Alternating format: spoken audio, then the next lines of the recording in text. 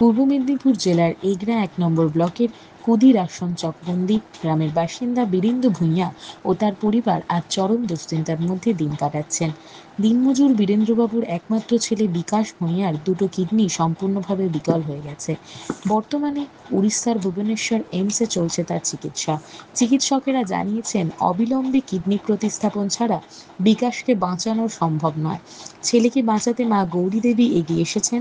তিনি নিজের একটি কিডনি ছেলেকে দান করতে প্রস্তুত, কিন্তু কিডনি প্রতিস্থাপনের জন্য প্রয়োজন প্রায় ৬ লক্ষ টাকা, যা এই অসহায় পরিবারটির পক্ষে বহন করা অসম্ভব।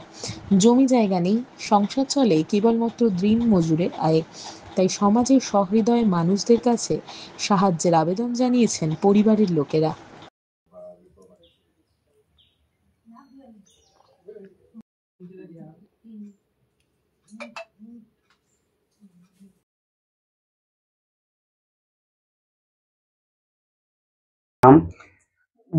নমস্কার, আমার নাম বীরেন্দ্র ভূঁইয়া। কি সমস্যা হয়েছে আপনার? আমার ছেলের বয়স 28 বছর।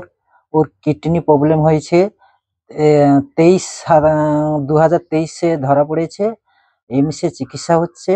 এখন অপারেশনের জন্য 6 লাখ টাকার বাজেট, সেটা আমরা ব্যবস্থা করতে পারছি না।